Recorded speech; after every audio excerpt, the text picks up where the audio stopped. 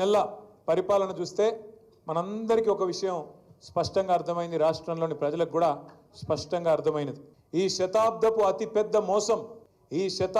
అతి పెద్ద మోసం ఏదన్నా ఉంది అంటే కాంగ్రెస్ పార్టీ ఇచ్చిన అభయహస్తం అనే మేనిఫెస్టో.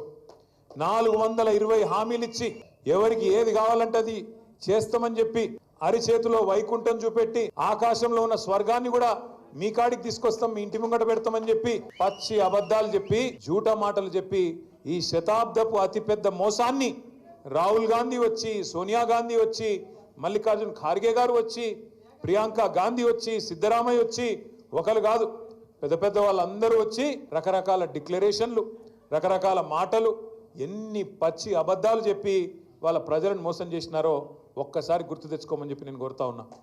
ఇవాళ నిజంగా కూడా చెప్తున్నాను, నేను కొంత బాధతో కొంత మరి అసంతృప్తితో కూడా చెప్తా ఉన్నా ఈ మాట.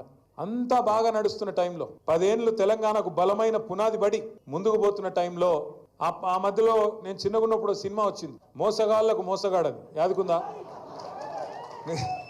ఎందుకంటున్నా అంటే నేను అనుకున్న చూసి రేవంత్ రెడ్డి స్వయంగా చెప్తున్నాడు కదా, ప్రజలు మోసం చేయాలనే కోరుకుంటారు, మోసపోవాలనే కోరుకుంటారు, మోసగాళ్ళనే నమ్ముతారు అని రేవంత్ రెడ్డి స్వయంగా చెప్తున్నాడు కదా, నమ్మరేమో అనుకున్నా.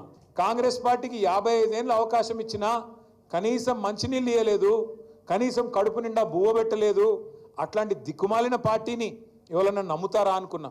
కానీ మనోళ్ళు ఏ కారణం చేతనో కానీ, అంటే మీరు గద్వాలోళ్ళు కాదు, పాలమూరులో మిగతా నియోజకవర్గాల్లో మాత్రం నమ్మి బొక్కబొరలో పడ్డారు. ఈరోజు బాధపడుతున్నారు. ఇవాళ ఒక దగ్గర కాదు, ఎక్కడ పోయినా చెప్తున్నారు, ఎక్కడ పోయినా ఆపి పట్టి మరీ అడుగుతున్నారు, అన్నా ఎన్ని రోజులు చూడాలన్నా ఈ దరిద్రాన్ని, ఏదన్నా చూడరాదా ఉపాయం అంటున్నారు. ఇది వాస్తవం నేను చెప్పేది, మీ దగ్గర కూడా అంటూ ఉంటారు.